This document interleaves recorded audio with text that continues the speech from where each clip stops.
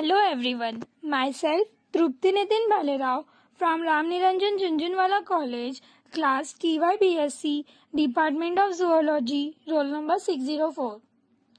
My topic is about diclofenac and vulture population decline. Vultures. In the early 90s, the gyps vulture of India and South Asia were among the most abundant large raptors in the world.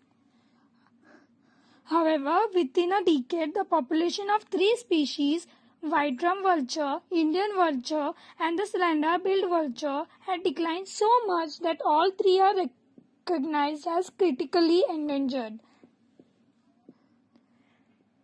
Surveys in India show that the country's Indian and slender-billed vulture population declined by almost 97% between 1992 and 2007.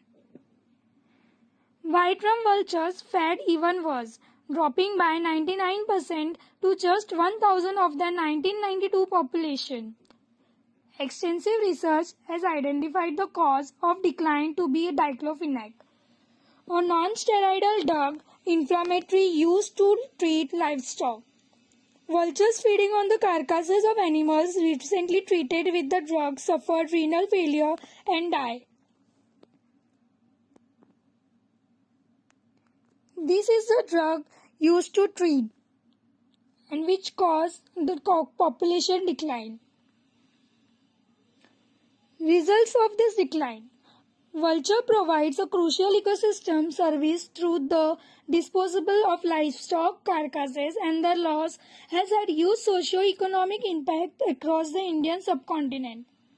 Without vultures, hundreds of animal carcasses have gone uneaten, left to rot in the sun.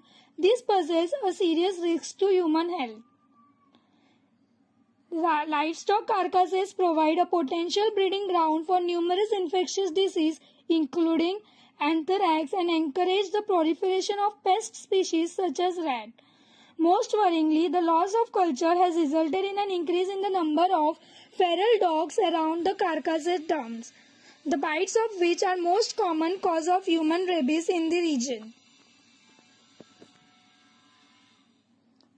Steps taken by Government of South Asia. In 2006, the Government of India, Pakistan and Nepal introduced a ban on manufacture of diclofenac, and pharmaceutical firms are now encouraged to promote an alternative drug, meloxicam, which is proven to be safe for vultures and an effective treatment for livestock. The manufacturing ban has had some success in reducing the drug use. For example, the use of diclofenac has dropped by 90% in local areas within Nepal and across India. Contamination of cattle carcasses with diclofenac has fallen by nearly a half. It went down from 10 to 11% before and around at the time of ban. It was to 6.5% in 2007 to 8. This reduction is led to fall in the estimated decline in the vulture population to 40% of the rate before the ban.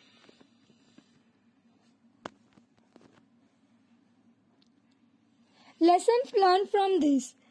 The service of vulture was recognized but quite late.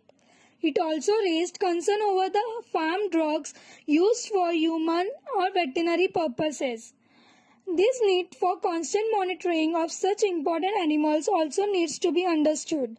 Today, Indian vulture enjoys the status equivalent to the tiger. Thank you.